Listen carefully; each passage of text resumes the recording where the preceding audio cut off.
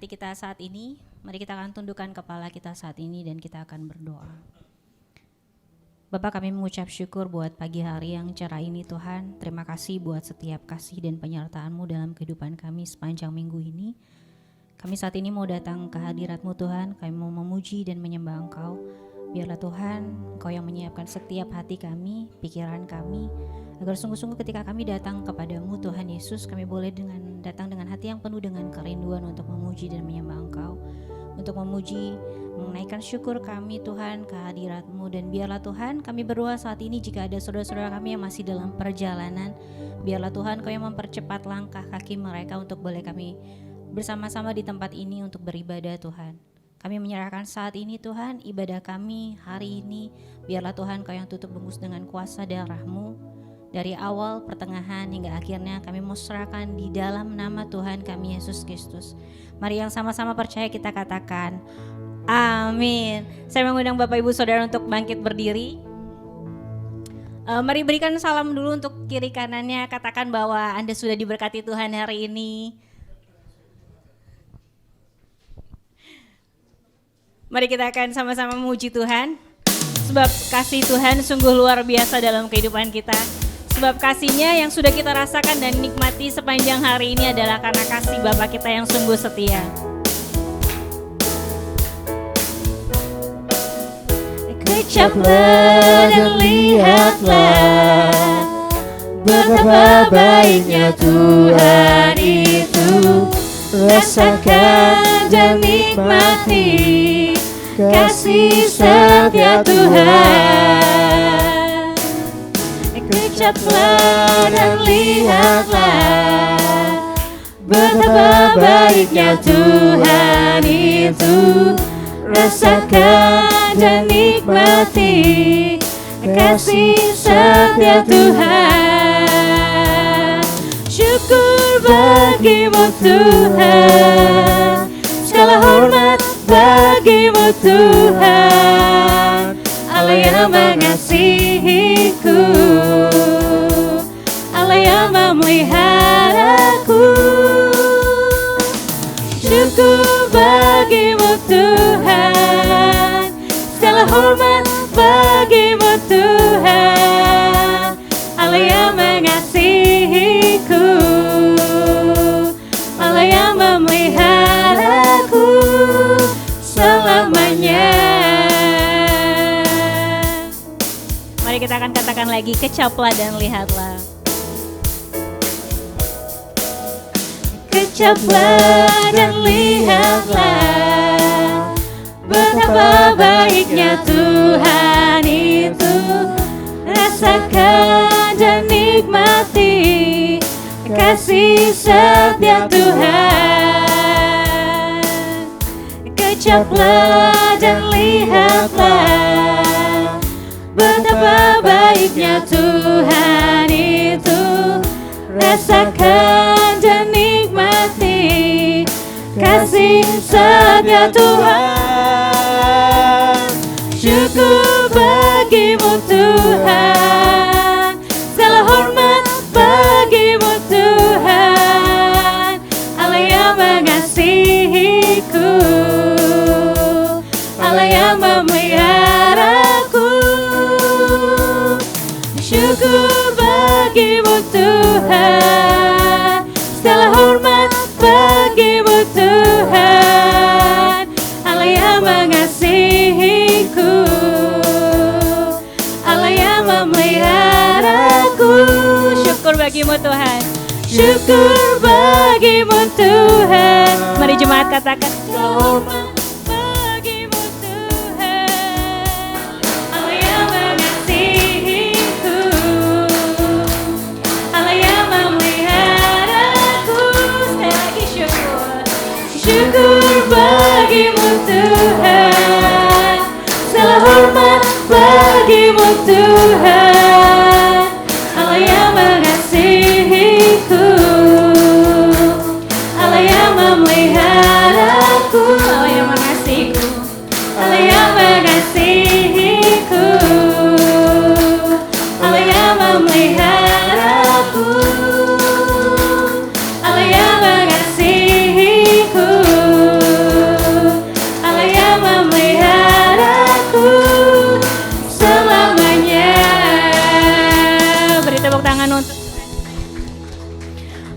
Bapak Ibu Saudara menyadari bahwa semua ini karena kasih setianya Tuhan? Karena kasih Tuhan tidak berkesudahan bagi kehidupan kita, sebab Tuhan kita adalah Tuhan yang sangat baik. Amin. Mari kita akan pujikan Tuhan Yesus baik.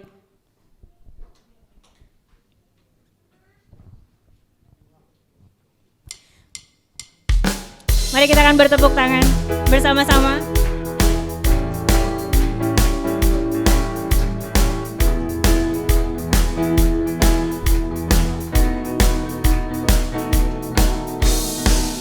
Tiada berkesudahan kasih setiamu Tuhan, selalu baru rahmat-Mu bagiku. Hari berganti hari, tetap kulihat kasih-Mu, tak pernah berakhir di hidupku. Tuhan Yesus baik, sungguh amat baik, jadi selama-lamanya. Tuhan Yesus baik, Tuhan Yesus baik, Tuhan Yesus baik, sungguh amat baik, jadi selama-lamanya. Tuhan Yesus baik.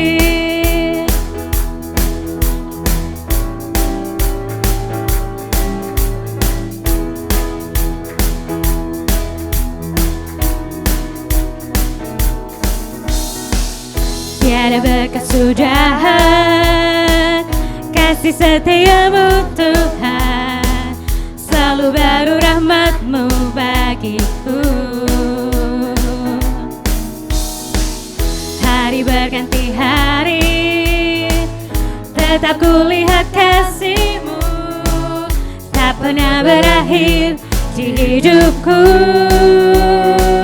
Tuhan Yesus baik, sungguh amat baik, untuk selama-lamanya. Tuhan Yesus baik, Tuhan Yesus baik, sungguh amat baik, untuk selama-lamanya. Tuhan Yesus baik. Jemaat saja katakan Tuhan Yesus baik.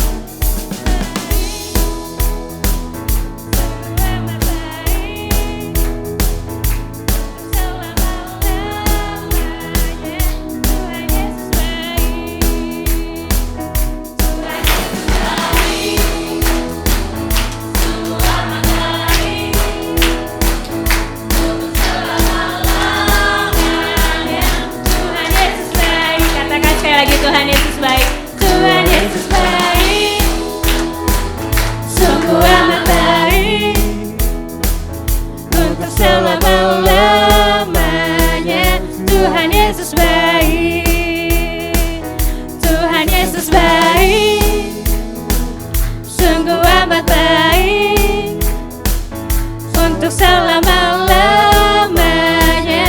Tuhan Yesus baik, dari selama-lamanya, dari selama-lamanya, untuk selama-lamanya, untuk selama-lamanya.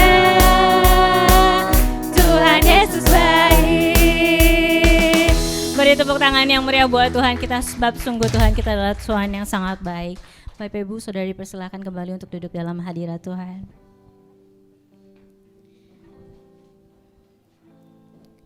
Mari kita akan lebih dalam lagi untuk masuk dalam hadirat Tuhan.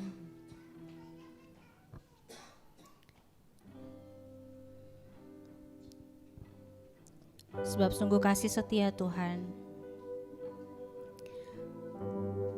yang membuat banyak hal yang sudah Tuhan perbuat dalam hidup kita.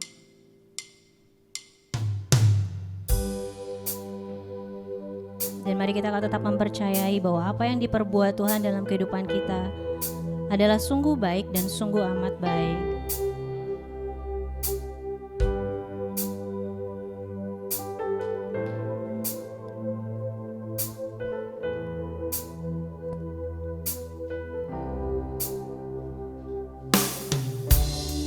Banyak yang kau perbuat di dalam hidup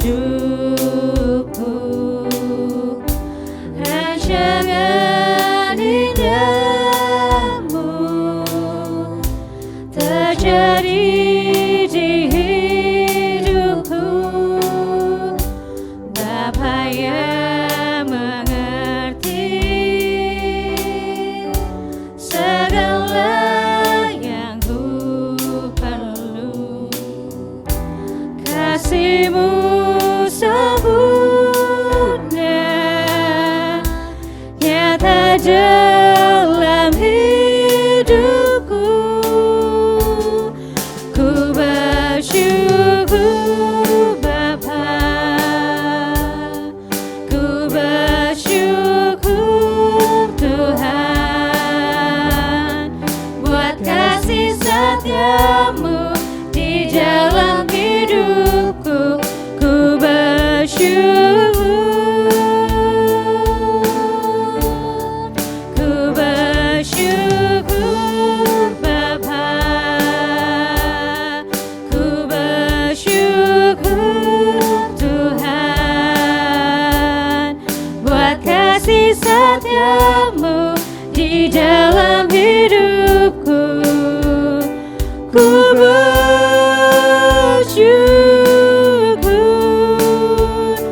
Tuhan.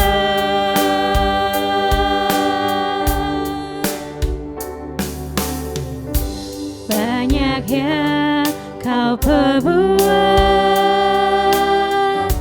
di dalam hidupku. Rancangan indahmu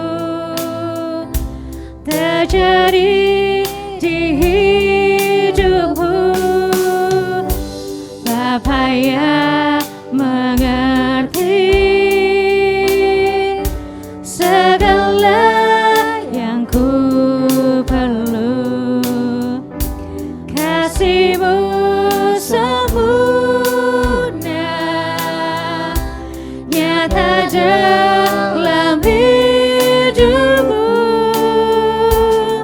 Ku bersyukur Bapa, ku bersyukur Tuhan buat kasih setia-Mu di dalam hidupku. Ku bersyukur, ku bersyukur Bapa, ku bersyukur Tuhan buat kasih setia-Mu di dalam hidupku. Ku bersyukur, ku bersyukur Bapa, ku bersyukur Tuhan buat kasih setia-Mu di dalam hidupku. Ku bersyukur, ku bersyukur Bapa, ku bersyukur Tuhan buat kasih setia-Mu di dalam hidupku. Ku bersyukur, katakan ku bersyukur, ku bersyukur, sekali lagi ku bersyukur, ku bersyukur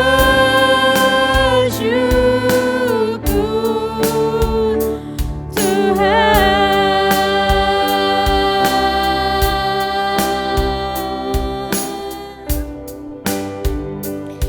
Kami mau bersyukur.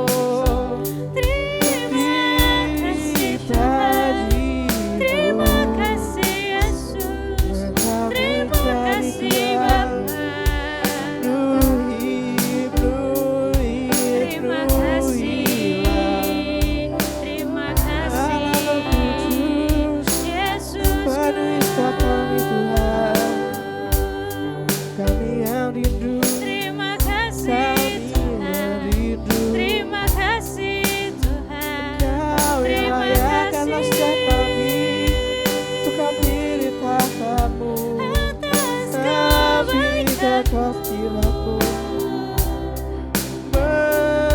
Atas kasih setia-Mu Tuhan, dalam hidup kami, Pakailah setiap kami, dalam hidup kami. Terima kasih berikan Yesus. Haleluya, haleluya,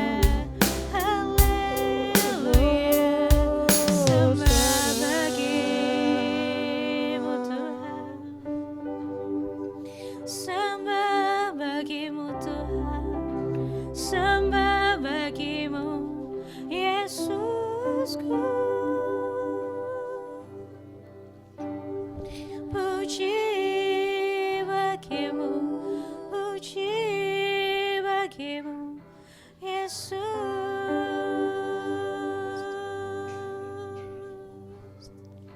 Mari kita akan katakan, sebab segala pujian syukur hanya bagimu Tuhan.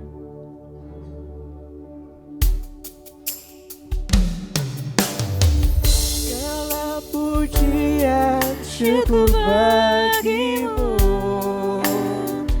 Kau hadir dalam hidupku, kini ku datang sujud di hadapanmu, memujimu, menyembahmu, Yesus, ku menyembahmu. Katakan segala pujian. Segala pujian syukur bagimu. Kau hadir dalam hidupku, kini ku datang sujud di hadapanmu, memujimu, menyembahmu, Yesus, ku menyembah. Katakan sekali lagi, segala pujian. Segala pujian syukur bagimu. Kau hadir dalam hidupku, kini ku datang sujud di hadapanmu, memujimu, menyembahmu, Yesus, ku menyembahmu. Segala pujian, segala pujian syukur bagimu. Kau hadir dalam hidupku, kini ku datang sujud di hadapanmu, memujimu, menyembahmu, Yesus, ku menyembahmu. Terima kasih Tuhan Yesus, sebab segala pujian dan syukur hanya bagimu Tuhan. Saat ini Tuhan, kami mau datang membawa setiap persembahan kami, perpuluhan kami, dan komitmen kami Tuhan. Kami mau bawa ke dalam tangan kuasa-Mu Tuhan Yesus. Biarlah Tuhan kami memberkati setiap kami Tuhan. Biarlah terlebih lagi setiap hati kami Tuhan boleh layak untuk memberikan yang terbaik buat Tuhan. Dan biarlah setiap yang terkumpul Tuhan boleh dipergunakan untuk memperluas kerajaan-Mu di tempat ini. Kami mau serahkan saat ini Tuhan buat setiap persembahan, perpuluhan, dan komitmen kami ke dalam tangan kuasa-Mu. Di dalam nama Tuhan kami Yesus Kristus kami berdoa dan mengucap syukur. Amin.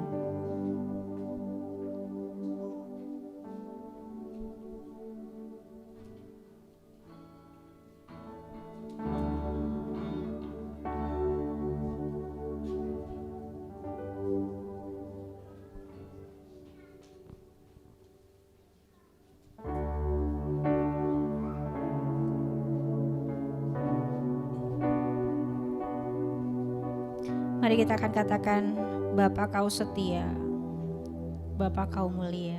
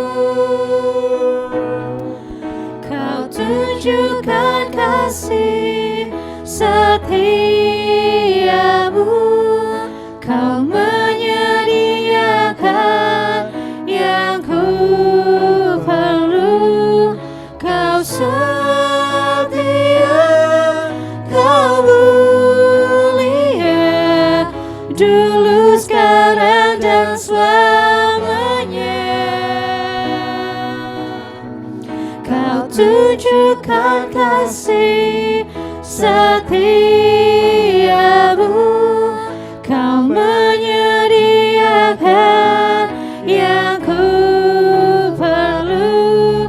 Kau setia, Kau mulia, Bapa Kau setia. Mari kita akan katakan kembali, Bapa Kau setia. Bapa Kau setia, Bapa Kau mulia, tenanglah jiwaku, aman bersamamu.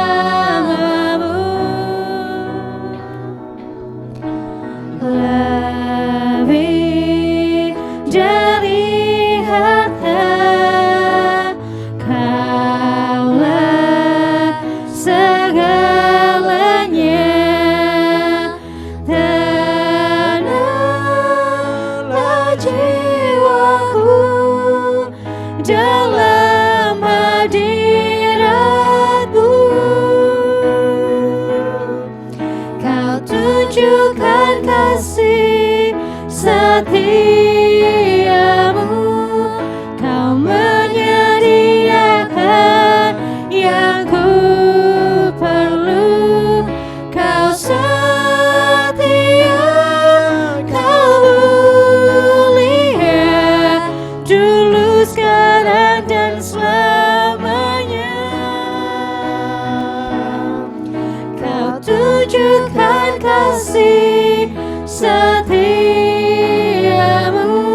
Saya undang hambanya Bapak menyediakan yang ku perlu. Kau setia, Kau mulia, Bapa Kau setia. Kau tunjukkan kasih setiamu, Kau menyediakan yang ku perlu. Kau setia, Kau mulia, dulu, sekarang, dan selamanya. Kau tunjukkan kasih setiamu, Kau menyediakan yang ku perlu. Kau setia, Kau Bapa kau setia.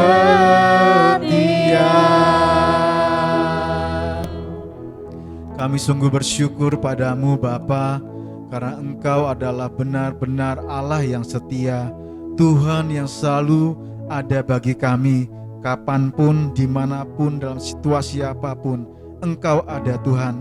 Bahkan di dalam ketidaksetiaan kami, Engkau tetap setia menunggu kami berbalik padamu. Kami bersyukur Tuhan, saat ini kami rindu untuk mendengarkan firman-Mu. Kiranya Engkau urapi kami semua, kiranya Roh Kudus sendiri yang menguasai hati dan pikiran kami, dan atmosfer ruangan ini dipenuhi oleh Yang Maha Kudus.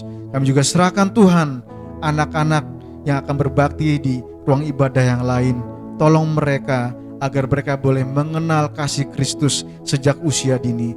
Biarlah mereka melalui guru pembimbing mereka dapat memuji Engkau, memuliakan Engkau dengan cara mereka sendiri Tuhan, dengan cara yang mereka ketahui Tuhan. Kami serahkan semuanya anak-anak ini ke dalam kuasa tangan-Mu. Terima kasih Bapa. Kami mau sambut firman-Mu pada pagi hari ini dengan sukacita. Di dalam nama Yesus Kristus, semua yang percaya sama-sama katakan amin. Shalom. Selamat berbakti buat anak-anak. Terima kasih Mas Randy. Ya, buat anak-anak, semoga bisa menikmati ibadahnya pagi hari ini. Gitu ya, guru-guru pembimbingnya tolong diajari mereka. Shalom semuanya. Nah, puji Tuhan, minggu terakhir ini kita masih berbicara mengenai keuangan, gitu ya. Karena menurut Gembala Sidang ini topik yang sangat penting dibuka di awal tahun. Makanya selama 1 bulan ini setiap minggu topik mengenai keuangan yang dibahas dan diangkat. Nah, hari ini merupakan minggu terakhir dan selama 30 sampai 40 menit ke depan saya minta konsentrasinya Bapak Ibu Saudara sekalian. Mungkin saja ada hal yang sudah pernah didengar dari firman ini ataupun ternyata ada sesuatu yang baru, kiranya Roh Kudus bisa menggerakkan kita semua untuk kita menjadi lebih baik dalam penggunaan finansial. Amin. Siapa yang ingin berubah di dalam hal keuangan? Oh, enggak mau. Siapa yang mau lebih banyak uangnya? Wah, gitu ya. Siapa mau lebih banyak berkatnya? Ya, puji Tuhan. Ya, kiranya angkat tangan berkatnya melimpah-limpah gitu. Yang enggak angkat tangan melimpah juga gitu. Tapi tidak sebanyak yang angkat tangan. Oh, baik, saudaraku sekalian, siap ya? Hari ini judul yang akan saya bawakan adalah di mana hartamu berada, di situ hatimu berada. Mungkin kita pernah mendengar firman Tuhan, di mana hatimu berada, di situ, di mana hartamu berada, di situ hatimu berada. Tapi judul firman Tuhan pagi hari ini dibalik, di mana hartamu berada, di situ hatimu berada. Mari kita sama-sama membaca dari Matius 6 ayat 19 sampai 21. Ayat yang cukup terkenal, yang sering kita juga baca. Jika sudah sampai, ayo sama-sama katakan amin. Matius 6 ayat 19 sampai 21 gitu ya. Kalau melihat ke depan pasti sudah amin duluan. Ya, kita sama-sama baca. 1 2 3. Janganlah kamu mengumpulkan harta di bumi. Di bumi ngengat dan karat merusakannya, dan pencuri membongkar serta mencurinya. Tetapi kumpulkanlah bagimu harta di sorga. Di sorga ngengat dan karat tidak merusakannya, dan pencuri tidak membongkar serta mencurinya. Karena di mana hartamu berada, di situ juga hatimu berada. Demikian firman Tuhan. Nah, saudaraku terkasih, topik mengenai harta, topik mengenai uang, topik mengenai berkat sangat menarik buat telinga kita. Amin. Karena di dalam hidup ini tidak ada satu orang pun yang tidak butuh uang. UUD, ujung-ujungnya duit. Gitu ya. Mau dia orang beriman, orang tidak beriman, orang percaya, tidak percaya, orang yang kudus tidak kudus, semuanya butuh duit. Ya, maka ini topik yang sangat menarik gitu ya. Mau yang muda, yang mau kecil, yang mau bayi, ya, dari bayi, dari lahir sampai kita nanti masuk lagi ke dalam liang lahat butuh. Ya, kalau di keluarga Batak yang saya tahu itu ya, kalau misalnya kematian itu justru katanya lebih mahal daripada pernikahan, betul nggak sih? Ya, katanya semuanya ibaratnya karena ini yang terakhir kalinya harus dipestakan malah. Begitu Bapak-bapak ya, yang dari Batak ya, katanya begitu. Jadi kadang-kadang kebutuhan uang ketika pada saat kematian itu sangat banyak sekali. Nah, saya mau katakan adalah memang hidup ini butuh uang, butuh duit, butuh harta, tetapi bukan yang paling utama. Kita perlu tapi bukan yang paling utama. Yang percaya katakan amin. Ya, tapi kalau yang nggak percaya juga nggak apa-apa. Mungkin masih bingung, apa benar nggak butuh uang? Nah, kita lihat. Tadi kan kita menyoroti di ayat 21, di dalam slide berikutnya akan terlihat ada gambar. Yang slide berikutnya, karena di mana hartamu berada, maka di situ hatimu berada. Gambarnya seperti ini. Harta sama dengan hati. Di mana hartamu berada, di situ hatimu juga berada. Dan firman Tuhan ini tidak salah. Tetapi ketika saya mulai merenungkan firman Tuhan ini, Tuhan Roh Kudus memberikan pengertian dan pengertian yang baru. Itulah kenapa kita selalu diminta untuk merenungkan firman Tuhan, karena ada selalu yang menyegarkan yang baru buat kita. Ada pengertian yang baru buat kita. Setuju? Kalau kita merenungkan. Nah, kalau gambar ini dibalik kira-kira sama atau tidak? Di dalam slide selanjutnya akan terlihat. Kita balik gambarnya. Jadi di mana hatimu berada, maka di situ hartamu berada. Coba, di mana hatimu berada, di situ menjadi hartamu berada. Firman Tuhan mengatakan di mana hatimu berada, maka di situ hatimu berada. Tapi sama dengan, kalau sama dengan berarti kalau saya balik boleh nih. Di mana hatimu berada, maka di situ hartamu berada. Jadi apakah harta itu? Kita bisa lihat harta itu seperti apa. Di slide berikutnya kita akan melihat. Jadi kalau kita memikirkan harta, sebetulnya harta itu tidak sekedar hanya uang saja. Tapi apa yang dipikirkan oleh hati kita, apa yang menyita pikiran kita, apa yang tiap hari kita selalu pikirkan terus-menerus dan terus-menerus, itulah hartamu. Harta tidak hanya bicara mengenai uang, tidak bicara hanya mengenai emas, tidak bicara mengenai dolar, tidak. Tapi harta bicara apa yang menjadi tujuan hidupmu, menjadi tujuan hidup kita dalam dunia ini. Apa itu? Ketika kita memikirkan sesuatu yang penting, maka hartamu di situ. Karena hatimu berada di situ. Jadi ketika hati kita hanya dikelilingi, dipenuhi dengan kehendak-kehendak pribadi, maka kita sedang mengumpulkan harta di mana? Di bumi ini. Inilah makna ketika dikatakan jangan kumpulkan harta di dunia ini. Mengumpulkan harta di dunia bukan sekedar rupiah, itu terlalu simpel. Tetapi apapun juga yang sampai saat ini menyita pikiran kita untuk kita penuhi kehendak pribadi kita, itulah harta kita. Di depan kita bisa lihat contohnya. Misalnya hati kita ada kalanya kita ingin punya mobil yang baru. Mungkin awalnya dulu pengen punya hanya sekedar motor. Tuhan, aku punya motor buat kerja, kasih motor. Terus motornya sudah punya, lalu ingin yang baru lagi, motornya lebih besar, yang tadinya 110 cc maunya jadi 150 cc. Nanti sudah punya ganti lagi 250 cc. cc-nya motor nggak cukup, naik lagi cc mobil. Gitu ya. Terus aja, bayarnya pakai cc juga, kartu kredit jadinya. Ya, cc terus. Nah, sampai besar gitu ya. Saking pengen punya mobilnya, cc-nya nambah, cc kartu kreditnya nambah juga, kan begitu. Ya, bisa jadi kita punya tujuan pengen punya mobil, kita juga pengen punya rumah, kita pengen punya pendidikan yang lebih tinggi lagi. Misalnya semua hal ini, ya, bahkan kesehatan kita, keluarga kita bisa menjadi harta kita, setuju? Saya tidak menyalahkan Bapak Ibu ingin punya uang, ingin punya harta, ingin kebahagiaan, ingin kesuksesan, saya tidak menyalahkan itu.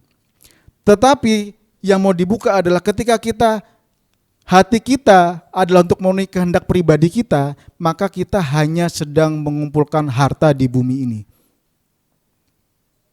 Kita hanya sedang mengumpulkan sesuatu yang bersifat sementara, yang tidak akan Bapak Ibu bisa bawa di dalam kekekalan.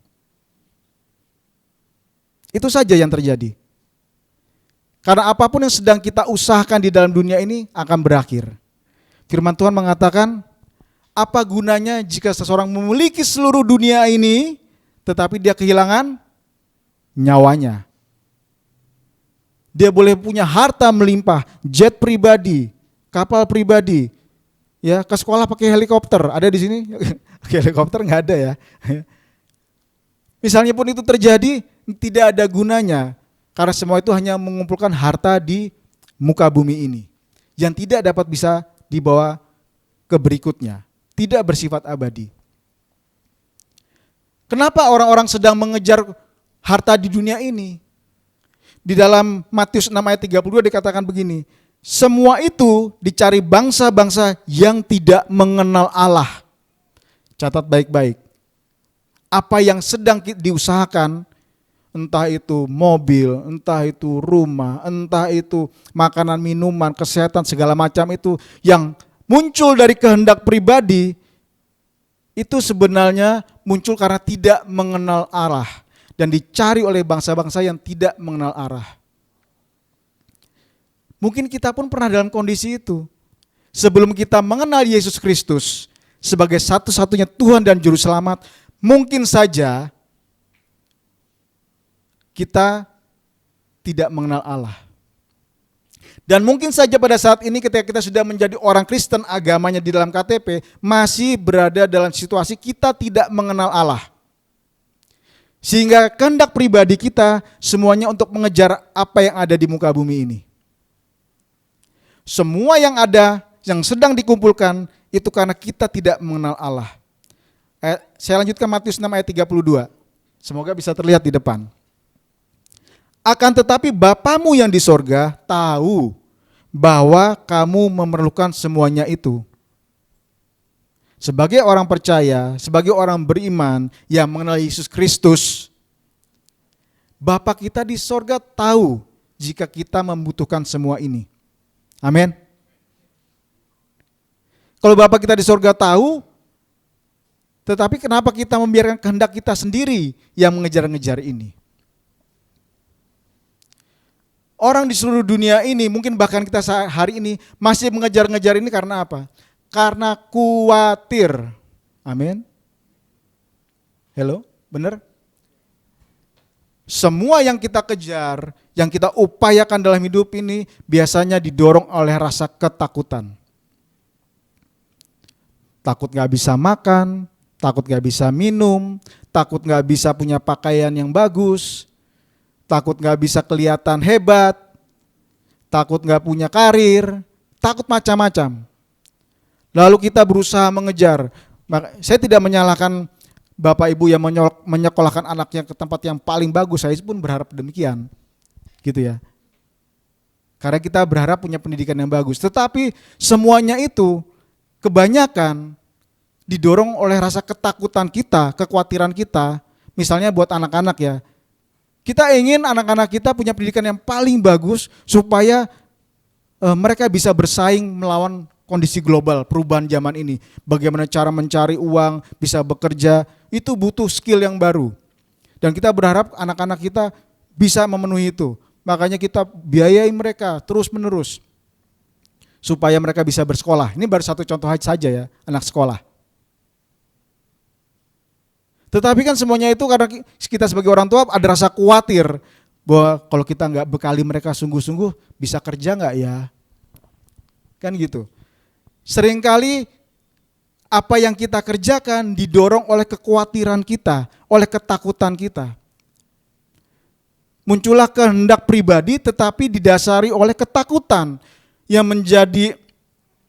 menjadi daya dorong kita adalah ketakutan kita. Karena memang itu adalah sifat dasar manusia. Satu adalah mengejar kesenangan, kedua menghindari kesusahan.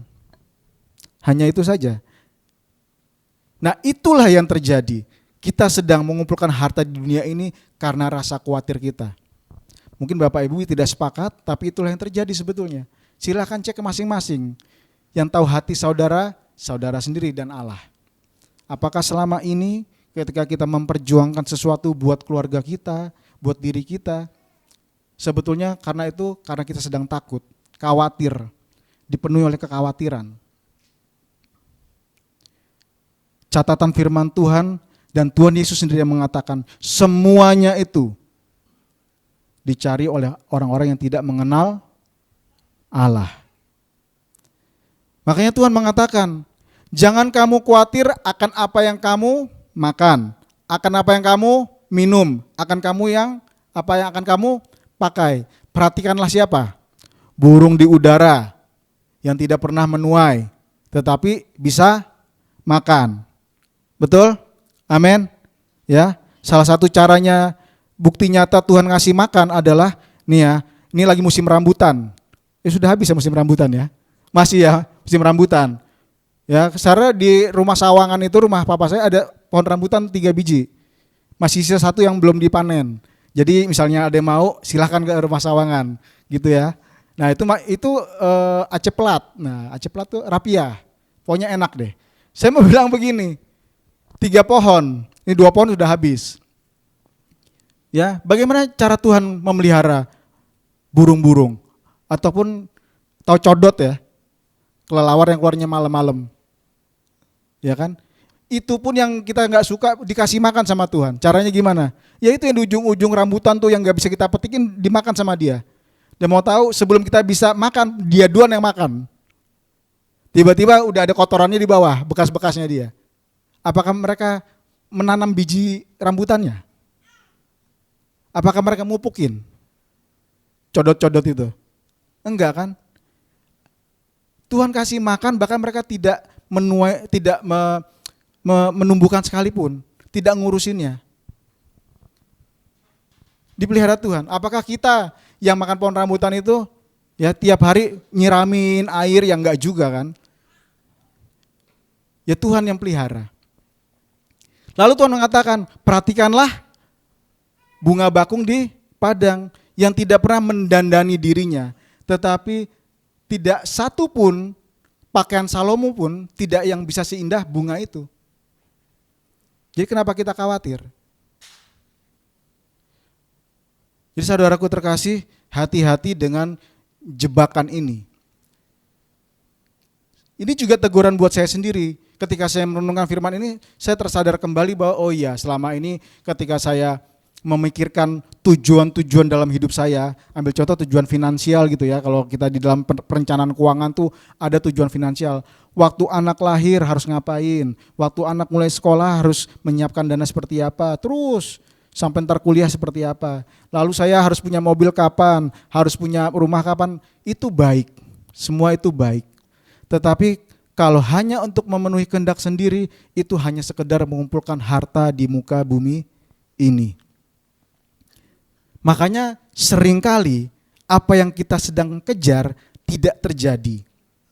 Karena apa? Firman Tuhan mengatakan, engkau mendoakan sesuatu, engkau meminta sesuatu tapi tidak diberikan. Karena apa? Apa yang kamu minta itu hendak kamu habiskan untuk diri sendiri. Kita minta kuat sama Tuhan, tapi yang kita minta adalah kehendak kita sendiri. Untuk kita habiskan sendiri. Tuhan, aku butuh kerjaan. Gitu ya. Bagus nggak? Bagus. Tetapi itu semua didorong oleh rasa ketakutan, oleh rasa malu karena nggak punya pekerjaan, lalu didorong karena kita ingin terlihat baik oleh sekeliling kita karena supaya punya status pekerjaan.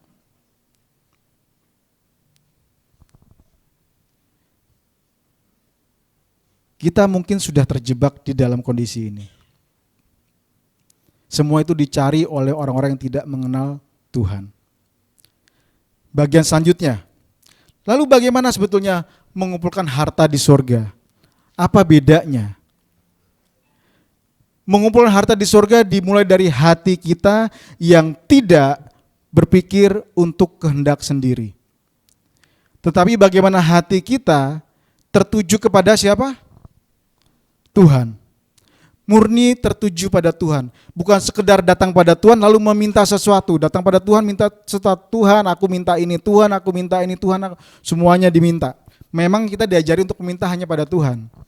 Tetapi ketika kita minta hanya untuk menghabiskan untuk diri sendiri, untuk kehendak sendiri, kita tidak sedang mempermuliakan Tuhan. Amin. Kita sedang apa? Hanya sedang memanfaatkan Tuhan untuk memenuhi keinginan kita sendiri. Siapa di ruangan ini orang tua yang mau dimanfaatkan oleh anaknya? Dalam pengertian dalam tanda kutip hanya dimanfaatkan supaya menukingkan anak. Ada? Orang tua yang bijak, dia tahu ini anak betul-betul butuh atau hanya sekedar memanfaatkan orang tuanya. Betul? Nah, ketika kita berdoa sama Tuhan, lalu hanya sekedar minta dan minta dan minta dan minta, ujung-ujungnya hanya cari berkat, ya Tuhan tidak mau. Dia Bapa kita yang mengerti kita. Kalau kita mengerti bahwa kita ini adalah ciptaannya, kalau kita mengerti bahwa nafas hidup kita yang kita terima secara gratis ini berasal daripadanya, dan semua kemampuan diri kita ini berasal dari Tuhan, maka kita harus mengerti bahwa yang perlu kita sembah pertama adalah siapa? Tuhan. Yang perlu yang kita ikuti kehendaknya siapa? Tuhan. Bukan kehendak diri sendiri. Bagaimana kita bisa mengerti kehendak Tuhan? Paling tidak 3 hal tolong lakukan dalam diri kita setiap hari. Lakukan 3 hal ini, maka kita akan semakin mengerti kehendak Tuhan dalam hidup kita. 1, luangkan waktu untuk berdoa. Ketika berdoa bukan hanya minta, tetapi puji nama Tuhan. Bicara sama Tuhan. Bergumul bersama Tuhan. Yang kedua, memuji Tuhan. Sembah Dia setiap hari. Mau lagi ada di rumah, mau lagi ada di motor, lagi di kereta, lagi di bis, lagi dimanapun, puji nama Tuhan. Sebut nama Dia. Apapun yang kita kerjakan, sebut nama Dia. Libatkan Tuhan dalam setiap pekerjaan yang sekecil sekalipun. Ya, ada satu kebiasaan yang baik yang saya perhatikan dari saudara sepupu kita agama lain. Mereka sebelum melakukan sesuatu mereka menyebut. Ada istilahnya, ada bacaannya. Bapak Ibu paham ya yang saya omongin kan? Dan itu menurut saya kebiasaan yang baik. Yang tidak kita lakukan, padahal kita yakin Tuhan kita adalah Tuhan yang sangat luar biasa. Amin. Kenapa kita tidak setiap kali mengerjakan sesuatu dalam nama Yesus? Mau keluar rumah dalam nama Yesus. Mau nyupir, masuk mobil dalam nama Yesus, Tuhan sertai kami. Sampai kantor, terima kasih Tuhan Yesus. Memulai pekerjaan dalam nama Yesus aku bekerja. Kenapa kita tidak melakukan itu sebagai sebuah habit yang baik? Supaya kita teringat bahwa hidup kita ini sungguh bergantung hanya di dalam kebaikan Tuhan. Jadi ketika kita menyembah Tuhan, kemudian berdoa kepada Tuhan, dan satu lagi kita merenungkan firman Tuhan, kita sedang mencari kehendak Tuhan. Kehendak Tuhan di dalam diri hidup kita masing-masing berbeda, saudaraku terkasih. Secara umum, ada kehendak Tuhan, supaya kita mempermuliakan nama Tuhan, supaya kita menyenangkan nama Tuhan. Amin. Sepakat bahwa kita dilahirkan untuk menyembah Tuhan. Amin. Untuk menyenangkan Tuhan. Amin. Itu kan sama. Tetapi bagaimana caranya, di bidang apa engkau ditempatkan, dan seperti apa jadinya, itu adalah pergumulan masing-masing pribadi yang beriman pada Tuhan. Dan di dalam setiap waktu dan dalam setiap masa bisa berbeda cara Tuhan memanggil kita untuk menyenangkan namanya, untuk menggenapi rencananya. Amin. Perhatikan baik-baik. Abraham, cara dia menyenangkan Tuhan berbeda dengan ketika Yusuf. Itu beda, beda generasi. Beda lagi dengan Daud. Beda lagi dengan Elia. Semua tokoh-tokoh Alkitab itu berusaha menyenangkan Tuhan di dalam hidupnya, menggenapi rencana Tuhan dalam hidup mereka. Tapi cara menggenapinya berbeda-beda kan? Kan tidak semuanya harus membelah lautan kayak Musa kan? Kalau standarnya membelah lautan seperti Musa, mungkin kita belum masuk surga sekarang. Ya, gitu ya. Satu-satunya saya cuma bagus membelah rambut saya tengah aja. Yang lainnya enggak. Nah, kita semua punya rancangan yang khusus bagaimana kita menggenapi rencana Tuhan. Makanya setiap orang perlu berdoa, perlu merenungkan firman Tuhan, perlu memuji Tuhan untuk tahu apa tujuan hidupmu secara spesifik. Amin. Saya bekerja di perbankan. Kan tidak semuanya harus di perbankan seperti saya kan. Ada yang di konstruksi, ada yang di perikanan, ada yang PNS. Dimanapun Anda ditempatkan, berdoalah bahwa Tuhan punya rencana yang tepat di situ. Betul? Amin. Nah, ketika kita memenuhi kehendak Tuhan, itulah kita sedang mengumpulkan harta di sorga. Mengumpulkan harta di sorga itu bukan kita sekedar mengembalikan persepuluhan, persembahan khusus, persembahan iman, itu bagian, salah satu bagian untuk menguji iman kita. Tapi dalam keseluruhan hidup kita, untuk mengumpulkan harta di sorga, maka kita mengerjakan tujuan yang spesifik dari Tuhan. Bapak Ibu mungkin terlibat di dalam pelayanan gereja. Tapi pelayanan gereja itu kita dilatih untuk melayani Tuhan, dilatih. Tapi sesungguhnya yang Tuhan percayakan dalam hidupmu belum tentu yang ini. Tidak semua terpanggil menjadi hamba Tuhan. Karena itu ada rancangan khususnya. Bisa jadi Bapak Ibu diberikan skill, kemampuan untuk mengerjakan yang lain. Ada yang jago di bidang bengkel di sini? Silahkan. Ada yang jago di bidang konstruksi? Silahkan. Lakukan semuanya itu jika memang itu kehendak Tuhan.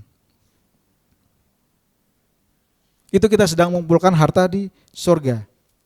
Makanya di dalam Matius 6 ayat 33 ini ayat yang juga terkenal adalah apa? Carilah dahulu kerajaan Allah dan kebenarannya, maka semuanya itu akan ditambahkan kepadamu. Jadi yang Bapak Ibu cari mobil, cari rumah, cari pekerjaan, apapun itu, langkah pertama bukan mencari itunya. Kalau Anda hanya mencari hasil akhirnya, itu kehendak sendiri yang bekerja. Tapi carilah kerajaan Allah, bergumullah bersama Tuhan. Tanya Tuhan, Tuhan, rencanamu dalam hidupku apa? Apa yang harus aku kerjakan? Oh, misalnya Tuhan bicara gitu dalam hati. Oh, kamu sekarang jadi PNS dulu aja. Ya udah, ikutin. Tuhan, untuk jadi PNS aku butuh kendaraan. Gimana Tuhan? Boleh disediain enggak? Jadi kita komunikasi dengan Tuhan. Ternyata Tuhan bisa sediakan. Dan itu pun yang saya bisa alami dalam hidup saya. Gitu ya. Bagaimana Tuhan mencukupkan dalam setiap waktu yang dibutuhkan. Keluarga kami bukan keluarga yang sangat kaya, tidak. Tapi juga tidak pernah kekurangannya juga tidak. Saya memperhatikan bagaimana baiknya Tuhan melihara keluarga kami itu pada saat yang dibutuhkan ada. Itu yang paling enak kan? Kan dulu ada iklan, yang paling enak adalah yang pas. Pas butuh, pas ada. Ya, pas-pasan. Hidup yang pas-pasan itu katanya yang paling pas, paling bagus. Pas butuh mobil, ada mobil. Pas butuh jalan-jalan, ada dana. Pas butuh anak sekolah, disediakan. Dan saya dan istri saya mengalami itu. Kami saksi hidup bagaimana Tuhan pelihara. Saya yakin Bapak Ibu juga punya pengalaman yang sama.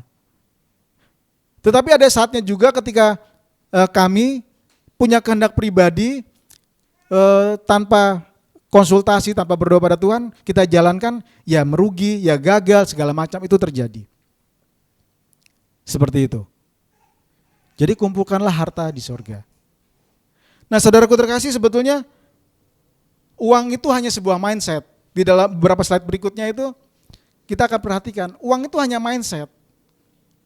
Jadi uang itu dihasilkan ada caranya. Misalnya kita mengerti caranya, uang itu datang sendiri. Setidaknya ada 4 hal yang mau saya cerita di sini. Mindsetnya seperti apa? Yang pertama, uang itu terjadi ketika kita memberikan nilai tambah atau added value. Misalnya mengubah bahan tambang ataupun hasil alam menjadi sesuatu yang baru, menjadi produk yang baru. Ya, misalnya bahan tambang logam, nikel, aluminium itu kalau dijual dengan mentah gitu murah. Makanya ada keputusan presiden tidak boleh menjual bahan tambang lagi secara mentah. Harus minimal di setengah jadi, harus ada smelternya. Karena apa? Ketika masuk smelter dirubah menjadi bahan setengah jadi, nilainya bertambah. Ada perubahan, itu yang menambah nilai. Jadi saya kasih contoh di depan ya, itu kayak bongkahan logam ya, bisa emas, bisa aluminium. Tiba-tiba berubah jadi jam apa itu? Jam yang paling mahal di dunia ini apa sih? Rolex ya, saya nggak nyebut merek nih. Merek itu kita nggak tahu loh itu isinya beneran bagus apa enggak. Tapi begitu dipasangin merek itu, coba jam tangan yang dipakai sama salah satu pengacara terkenal di dunia. Nah, gitu ya, yang katanya dari atas sampai bawah itu udah miliaran katanya. Gitu. Ya jam itu kan cuma penunjuk waktu aja kan. Jam saya sama jam tangan dia sama. Tetapi jam tangan dia itu satunya bisa 3 miliar. Gitu, dapat rumah satu di BSD itu. Karena apa? Merubah dari sesuatu bahan mentah menjadi sesuatu yang bernilai tambah. Jadi itu hanya konsep. Jadi jika Bapak Ibu bisa merubah sesuatu jadi. Lanjutnya, contoh lainnya. Nih, meningkatkan added value itu, meningkatkan nilai itu juga bisa melalui pengetahuan dan skill. Ambil contoh, misalnya kita di restoran, waiter dengan chef, kira-kira yang dibayar lebih mahal siapa? Chefnya. Karena waiter, semua orang dalam tanda kutip, semua orang bisa menjadi waiter. Tugasnya hanya datang, tanya menunya, pesan apa, ditanya misalnya customer nanya, menu terbaik apa ya? Oh menu terbaik ini, sudah, itu aja. Setelah itu siapa yang masak? Yang bikin menunya menjadi rasanya enak siapa? Ibu Limar. Oh bukan ya, karena setiap Rabu bawa makanan mulu nih, terima kasih Ibu. Ya karena beberapa kali kita perhatikan, oh Bu Limar yang bawa nih, enak ya. Kan seperti itu. Jadi, nah ini sama aja kayak Nando sama Bu Limar nih, Nando yang terima pesanan, Bu Limar yang masak nih. Chefnya itu lebih dihargai kan di dapurnya.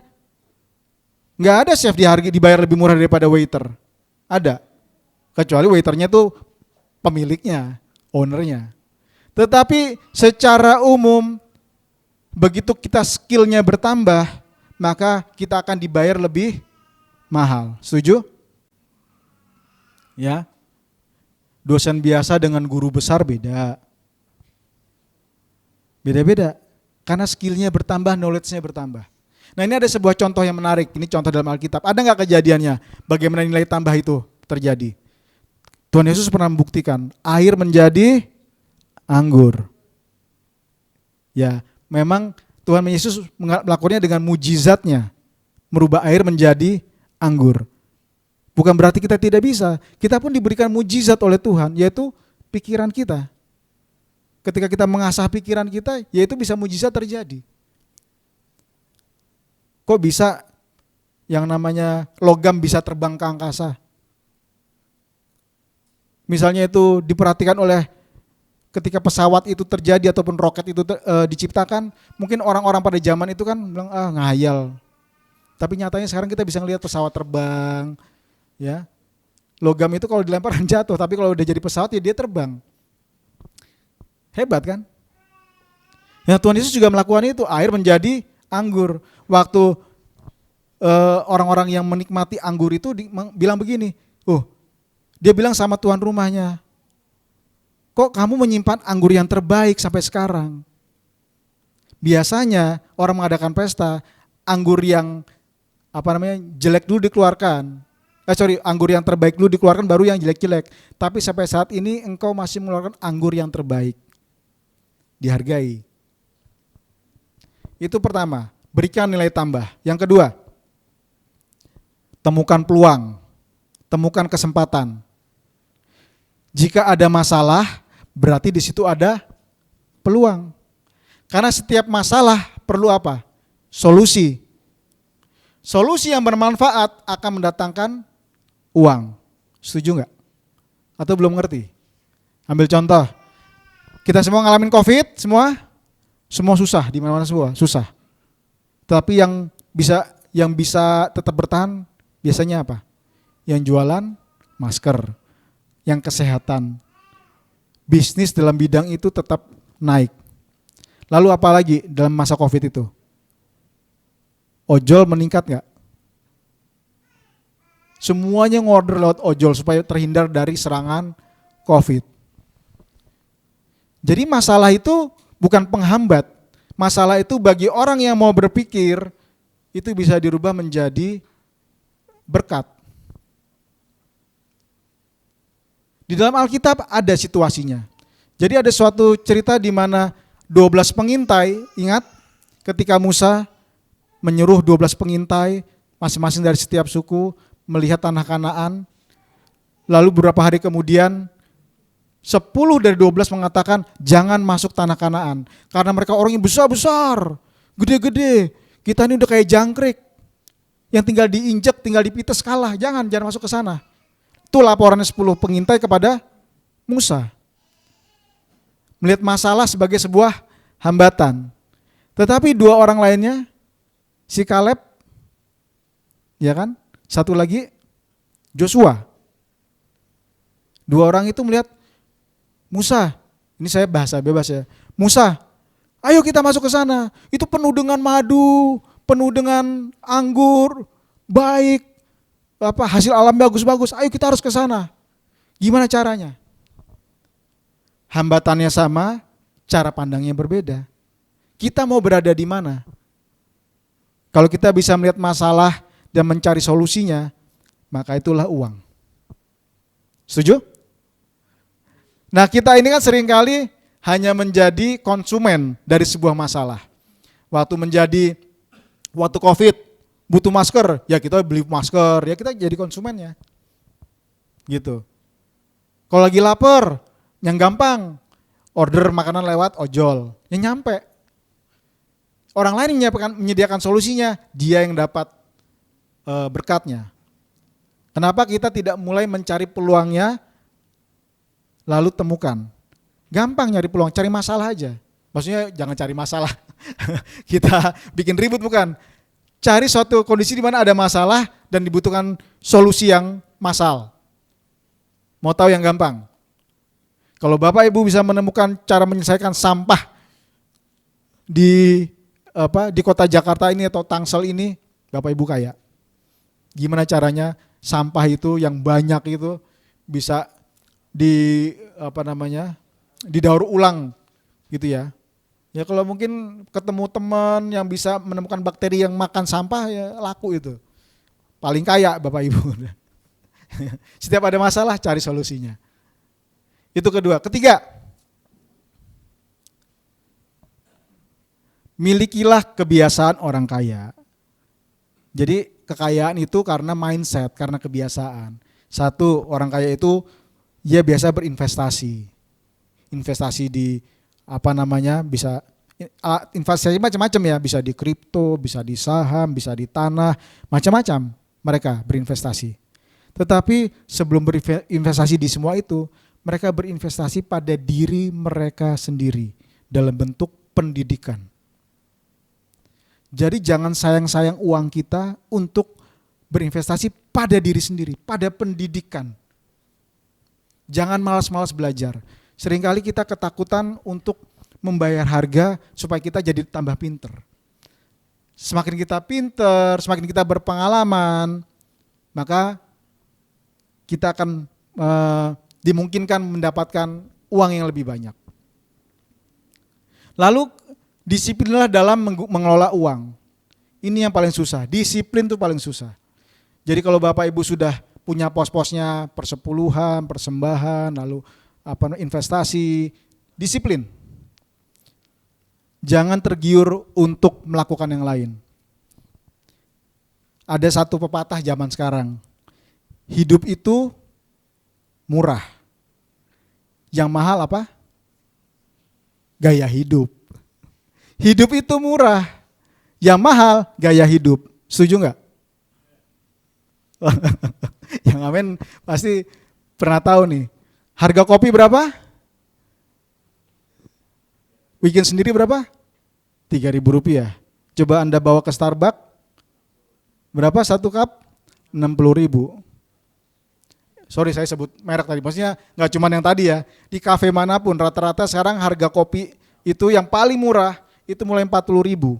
Di tempat-tempat yang kafe loh ya, 40.000. Kita beli biji kopinya yang sama, minum di rumah, rasanya yang sama, lebih murah kan? Hidup itu murah.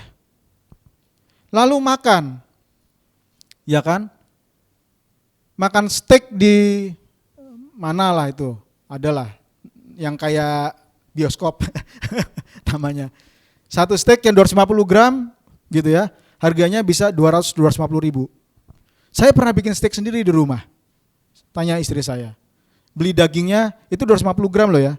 Daging sapi 250 gram atau 1 kilogram paling cuma berapa? Anggaplah 150 ribu sekilo. Sekilo bisa jadi 4. Makan rame-rame. Yang mahal itu bukan hidup Bapak Ibu, tapi gaya hidup kita yang mahal. Jadi kalau belum kaya jangan kebanyakan gaya maksudnya. Udah cukupkanlah apa yang ada pada dirimu, amin. Nah, jadi harus disiplin. Lalu yang ketiga, siap berubah, mengikuti perubahan. Ada pepatah, satu-satunya yang tidak pernah berubah adalah perubahan itu sendiri. Ini di luar Tuhan ya, kalau Tuhan tidak pernah berubah. Tetapi ada satu pepatah, semua berubah, yang tidak pernah berubah hanya perubahan itu sendiri. Ya, kita ngalamin. Mungkin anak-anak saya belum ngalamin, tapi di saya masih ngalamin yang namanya bermain di lapangan itu ya di sawah, ya congklak, ya dampu gitu ya. Sekarang permainan zaman sekarang, game, gadget, coba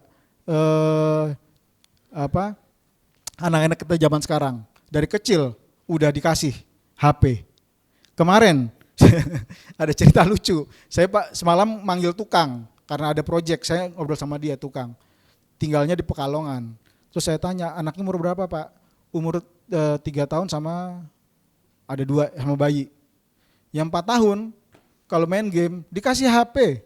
Kan saya minta nomor telepon dia. Dikasih, Bapak bisa WA? Enggak, saya HP saya jadul. Waktu saya telepon bunyinya kayak dering yang zaman dulu tuh yang tulalut kayak gitu. Yang berisik gitu. Suara HP-nya, aduh jadul banget ya. Terus saya mau ngerjain project kalau nggak bisa kirim foto sama dia gimana caranya. Terus saya tanya gini, loh HP Bapak kenapa nggak yang bagus? Iya Pak, soalnya anak-anak saya yang di kampung pada minta HP bagus kayak gitu. Jadi HP bagus buat anaknya di kampung, buat apa? Buat main game. Dan ngerinya lagi ketika main game anaknya itu, terus misalnya main game kalah, dibanting HP-nya diinjek-injek. Coba. Kan berantakan kan jadinya. Buat kerjaan pakai HP yang begitu. Nah, kembali ke soal perubahan, ayo siap berubah. Kalau kita nggak siap berubah, kita sulit. Zaman sekarang kalau masih ada yang bawa tunai di kantongnya. Saya udah hampir jarang bawa tunai. Yang dibawa apa? Ini yang dibawa. QRIS, pakai ini. Waktu saya dinas ke daerah baru saya kejebak. Dinas ke daerah adalah, saya nggak usah sebut tersinggung nih kota-kota orang-orang di sana lagi. Saya ke sana, kalau sekarang kayak kita di sekarang ya makan ketoprak aja udah bisa pakai QRIS loh. Orang pinggir jalan. Di sana warung saya pas mau bayar QRIS, apa tuh Pak? Nggak ada. Kayak tunai aja, kelabakan saya nyari tunai. Zaman sudah berubah. Ayo, miliki kebiasaan untuk menjadi kaya. Nah, yang terakhir ini yang paling penting. Tolong catat baik-baik. Dari 3 itu, yang inilah yang paling penting. Terkait dengan uang itu hanya mindset. Berkat itu hanya karena perkenanan Tuhan. Amin. Buat kita orang percaya. Itu karena kita diperkenan Tuhan. Seringkali bukan karena kita hebat, bukan karena kita pintar, bukan karena kita pengalaman. Seringkali Tuhan kasih berkat itu ke kita? Pernah ngalamin sesuatu yang tidak diusahakan ternyata diberikan pada kita? Saya berkali-kali dalam hidup saya, apa yang saya kerjakan dengan fokus tidak berhasil, malah Tuhan kasih lewat yang lain. Supaya apa? Supaya saya tidak bergantung hanya pada diri sendiri. Mari kita perhatikan di dalam Mazmur 127 ayat 2. Mazmur 127 ayat 2. Mari buka Alkitab kita baca bersama-sama. Mazmur 127 ayat 2. 3, 4. Sia-sialah kamu bangun pagi-pagi dan duduk-duduk sampai jauh malam dan makan roti yang diperoleh dengan susah payah. Sebab ia memberikannya kepada yang dicintainya pada waktu tidur. Sudah pernah baca ayat ini? Pernah dengar kan? Ngapain kamu susah-susah? Susah-susah artinya kamu dengan kekuatan sendiri, dengan kehendak sendiri, dengan rencana sendiri, mengejar harta, mengejar tujuan hidupmu. Itu memang terjadi di dunia ini. Dan ada orang-orang yang berhasil. Tetapi kalau mau caranya Tuhan, agar berkat ngejar kita, carilah perkenanan Tuhan. Dikatakan sebab ia, Tuhan, memberikannya kepada yang dicintainya kapan? Pada waktu tidur. Oleh karena itu sering-seringlah untuk itu mah orang-orang zaman sekarang ya, kaum rebahan itu namanya. Jadi ya, saya nggak nyuruh Bapak Ibu supaya tidur-tiduran terus, enggak. Tetapi ketika dikatakan ia memberikannya kepada yang dicintainya, siapa sih yang dicintai Tuhan? Yakin Bapak Ibu dicintai Tuhan? Amin. Kalau mau dicintai Tuhan itu, ya tadi berdoalah bersama Tuhan, bacalah firman Tuhan, memuji Tuhan. Kita harus mengenal Tuhan dan dia mengenal kita balik. Perkenanan Tuhan itu ya kalau dia berkenan ya dia akan memberikan, kan gitu aja. Supaya kita diperkenan, jadilah orang yang dicintai. Setuju enggak? Ketika anak-anak saya minta sesuatu pada saya, karena saya sayang pada mereka, saya berkenan ya saya kasih. Papa senang, papa kasih kan gitu. Terus ada anak orang lain, om, beliin saya motor dong, lu siapa? Datang. Om, bagi jajan dong, lu siapa? Gitu, minta transfer. Kan gak gitu konsepnya. Yang kita berikan adalah orang yang kita sayangi, setuju? Pada saat kapan? Pada saat tidur. Maksudnya tuh tanpa engkau perlu memikirkan terlalu susah, tanpa engkau perlu memikirkan terlalu berat, sudah dikirimkan berkatnya. Amin. Dan itu yang kita kejar. Perkenanan Tuhan. Ayat selanjutnya. Ini ayat yang terkenal dari Daud. Mazmur 23 ayat 6. Mari baca sama-sama. Mazmur 23 ayat 6. Sudah sampai? Mazmur 23 ayat 6. 1, 2, 3. Kebajikan dan kemurahan belaka akan mengikuti aku seumur hidupku. Dan aku akan diam dalam rumah Tuhan sepanjang masa. Apa yang mengikuti kita? Apa? Kebajikan dan kemurahan. Ngikutin. Kita yang dikejar-kejar oleh kemurahan Tuhan, bayangin. Daud loh. Dia katakan, aku dikejar-kejar oleh kebajikan Tuhan, oleh kemurahan Tuhan. Siapa yang gak mau? Carilah perkenanan Tuhan, supaya kita dikejar oleh kemurahan Tuhan itu sendiri. Dan dikatakan, bukan hanya di muka bumi ini saja, tetapi sepanjang masa, artinya sampai pada kekekalan kita akan diberkati Tuhan. Yang percaya katakan amin. Karena apa? Karena kita mencari Tuhan, kita mengumpulkan harta di surga. Sebagai kesimpulan saudaraku terkasih, hanya ada 2 kesimpulannya. Jangan kumpulkan harta duniawi, karena ngengat dan karat merusakannya, serta pencuri mencurinya. Jangan mengejar tujuan duniawi ini, karena banyak pengganggu. Ketika engkau mengejar tujuan-tujuan duniawi, kehendak sendiri, yang didorong oleh kehendak sendiri, yang didorong oleh kekhawatiran, banyak yang mengganggu. Banyak orang yang mau merebut mimpi itu. Banyak orang yang mau mengganggu tujuan-tujuanmu itu. Berapa kali dalam hidup kita mengalami sikut dari orang lain. Kita dijebak oleh orang lain. Kita dipotong oleh orang lain. Bisnis kita sudah hampir dapat, dipotong oleh orang lain. Berapa kali kita terjadi? Mungkin kita sudah bekerja keras, tapi kok aku nggak naik-naik, nggak naik-naik pangkat ya, nggak naik-naik karir ya, kok gini-gini aja ya. Karena kalah dengan orang-orang yang mungkin menggunakan politisasi supaya naik. Jangan mengejar itu. Tapi yang kedua, kumpulkanlah harta surgawi, ngat dan karat tidak merusakannya, serta pencuri tidak dapat mencuri. Jadi kerjakanlah tujuan-tujuan Allah. Mengertilah kehendak Allah dalam hidup kita. Maka Tuhan yang akan menyelesaikannya. Jika ada kebutuhan finansial di dalam pekerjaan itu, Tuhan yang menyediakannya. Amin. Ambil contoh gereja kita ini, berpuluh-puluh tahun, tetap ada. Orang silih berganti masuk dan keluar. Gereja kita tidak pernah, artinya tidak didukung oleh orang-orang yang finansial yang paling kuat, tidak juga. Tetapi kita yakin, kalau semua orang komit mengembalikan persepuluhan, mengembalikan persembahan, ini akan terjaga dengan baik. Karena ini pekerjaan Tuhan. Tuhan yang akan membiayainya. Jika bukan dari Bapak Ibu, Tuhan akan kirimkan gagak yang lain. Kan seperti itu. Tuhan akan kirimkan bantuan yang lain. Tapi sepantasnya lah kita yang ada di ruangan ini, yang beribadah di tempat ini, ayo kita komit, kembalikan apa yang menjadi hak Tuhan melalui gereja ini. Untuk digunakan untuk gereja ini juga.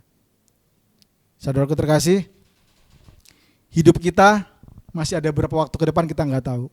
Tapi jika mungkin yang di belakang, yang telah lalu, kita masih mengandalkan kehendak kita sendiri, lalu kita sedang mengumpulkan harta di dunia ini, mulai stop. Kita ganti, kita cari kehendak Tuhan. Kita bergumul bersama Tuhan. Tuhan, saya sudah sampai di posisi ini. Saya dalam situasi ini. Tuhan mau kepada saya apa?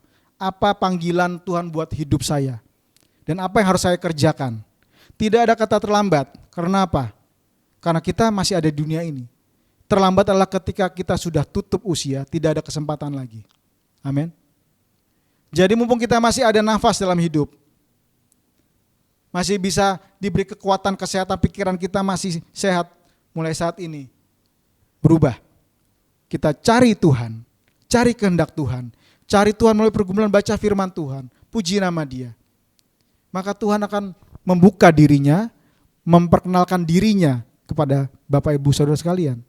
Karena Tuhan akan membuka dirinya kepada tiap orang berbeda-beda. Ada rahasia yang dipercayakan kepada satu orang yang tidak dipercayakan kepada orang lain. Amin. Simpson adalah tokoh yang diberikan kemampuan luar biasa di dalam kekuatan fisiknya. Tetapi ada satu masa dalam hidupnya, dia lupa bahwa semua skill, semua kehebatannya berasal dari Tuhan.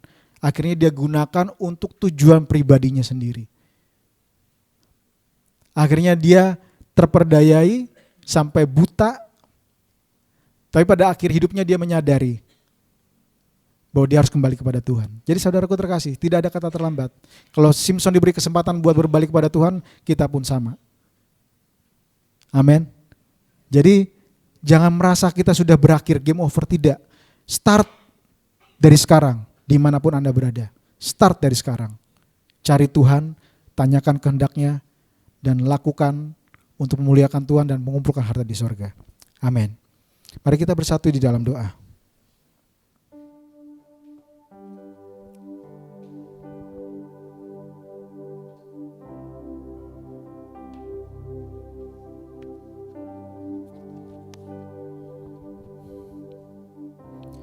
Terima kasih Bapa atas firman yang boleh kami sama-sama renungkan.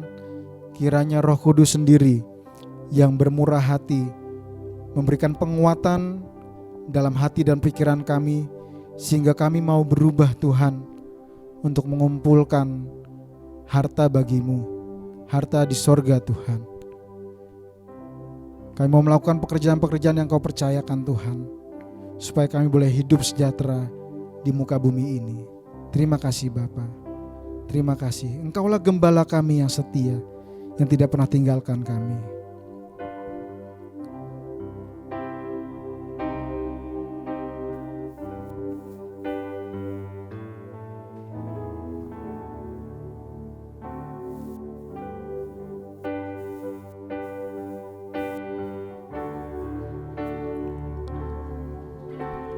Tuhan adalah gembalaku, takkan kekurangan aku. Dia membaringkan aku di padang yang berumput hijau. Ia membimbingku ke air yang tenang. Ia menyegarkan jiwaku.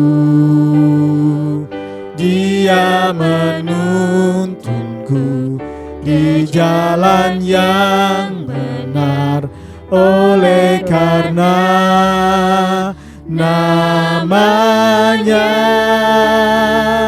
Sekalipun aku berjalan dalam lembah kekelaman,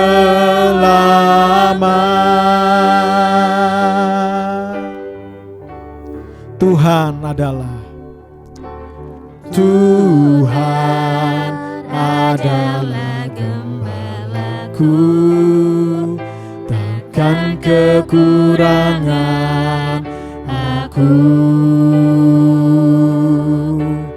Dia membaringkan aku di padang yang berumput hijau.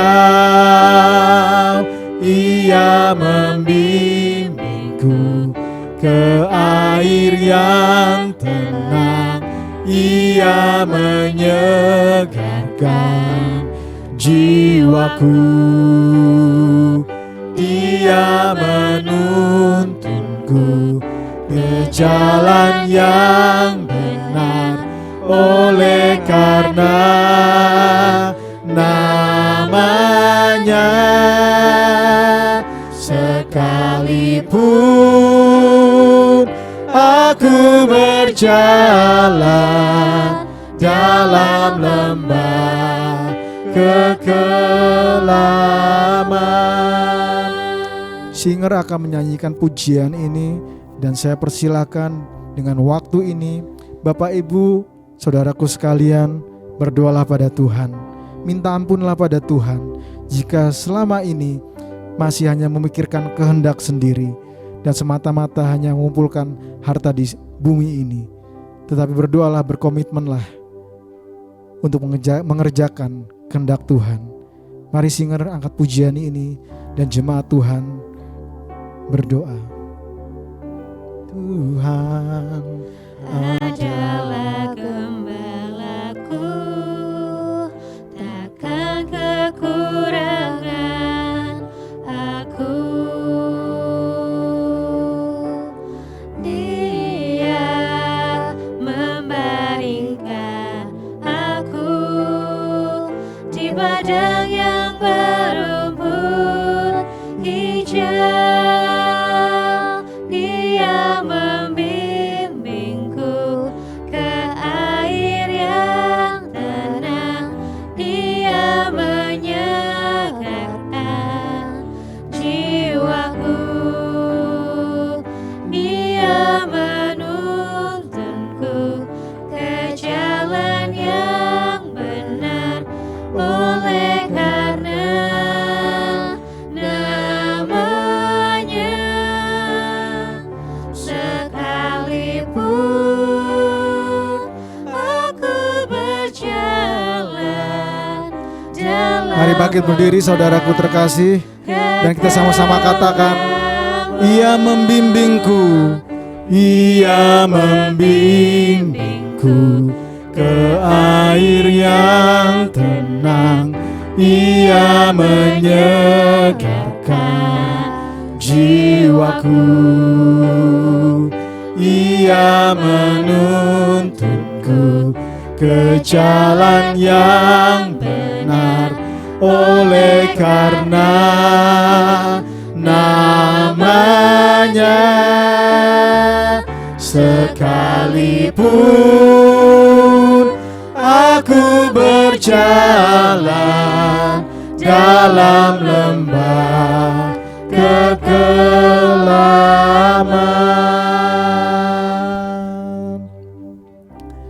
Bapa, kami mengucap syukur jika kami boleh beribadah pada pagi hari ini, dan kami mau naikkan doa syafaat kami ke dalam kuasa tangan-Mu Tuhan, ke dalam hadirat-Mu. Kami mau berdoa bagi bangsa Indonesia ini, kiranya Engkau berkati kita, kiranya Engkau lindungi Tuhan, supaya keamanan dan kenyamanan, ketenangan di Indonesia ini boleh terjaga Tuhan, terkhususnya menjelang pemilihan calon presiden dan wakil presiden, agar semuanya boleh berjalan dengan baik. Kami serahkan pada Engkau Tuhan setiap pimpinan-pimpinan partai politik Tuhan, biarlah mereka juga mengerti bagaimana harus bekerja sama satu dengan yang lainnya dan memikirkan bangsa Indonesia ke depannya Tuhan. Hindari Tuhan, jauhkan dari mereka kepentingan pribadi Tuhan, karena kami rindu hidup di negara yang aman dan nyaman. Dan kiranya Engkau berkati Tuhan perekonomian bangsa ini, kiranya bangsa Indonesia ini tercukupi kebutuhannya. Setiap keluarga boleh menyediakan hidangan, menyediakan kecukupan bagi keluarga yang masing-masing. Izinkan kami Tuhan untuk bekerja, untuk menghasilkan uang bagi keluarga kami ya Tuhan. Pada saat ini juga kami mau berdoa Tuhan untuk Bapak terkasih kami Tuhan, Bapak Siaan, kiranya Kau pulihkan, Kau sembuhkan sakit penyakitnya Tuhan. Kiranya imannya tetap ada pada Engkau apapun kondisinya. Kami mohon dari Engkau kesembuhan, pemulihan, sehingga dia boleh beraktivitas kembali. Tapi yang terlebih lagi kami mohon agar Engkau jaga hatinya, agar imannya tidak putus Tuhan, imannya tetap kuat di dalam Engkau, berharap pada Engkau bahwa Engkau akan berikan yang terbaik padanya Tuhan. Kami juga mau bersyukur Tuhan jika anak kami Joshua yang merindukan untuk mendapatkan beasiswa sudah terjawab Tuhan. Kami bersyukur dia sudah mendapatkan beasiswa yang diharapkannya. Kiranya dia boleh mempermuliakan nama-Mu melalui apa yang sudah dikerjakannya ini. Terima kasih Bapak. Kami juga berdoa bagi setiap anak-anak-Mu di ruangan ini yang saat ini sedang mencari pekerjaan. Kau sediakan Tuhan. Biarlah kerinduan hatinya boleh Engkau jawab Tuhan. Kau juga berkati Tuhan setiap pergumulan yang sudah dinaikkan ke dalam hadirat-Mu. Kiranya Engkau jawab Tuhan sesuai dengan kehendak-Mu, sesuai dengan hikmat marifat-Mu saja Tuhan. Semuanya boleh terjadi tepat pada waktunya. Terima kasih Bapak, terima kasih. Pada akhirnya kami bersyukur kami boleh beribadah pada pagi hari ini. Kiranya Allah Bapa di surga dan Tuhan Yesus Kristus serta persekutuan dengan Roh Kudus boleh memberkati kita semua dari sekarang sampai selama-lamanya. Amin.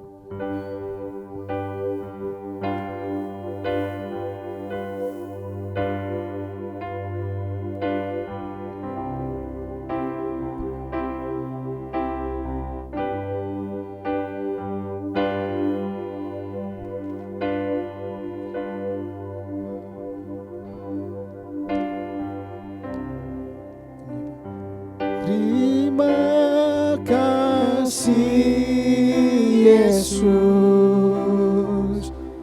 terima kasih Yesus,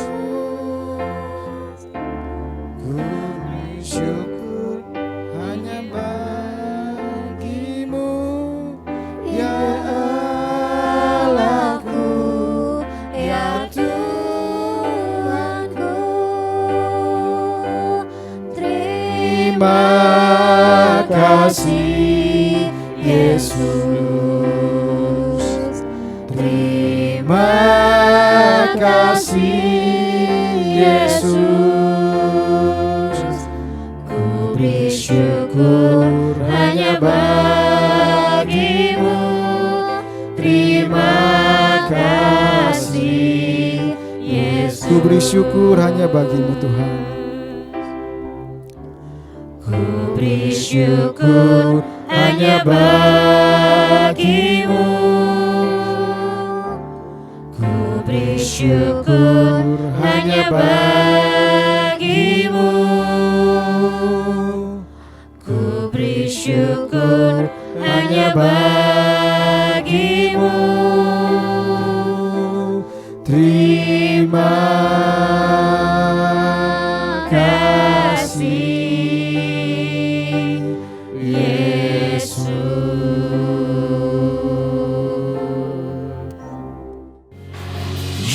Jesus, my Jesus, there is no one like you, no one like you. Jesus, my Jesus, no one can stand against. You're above everything.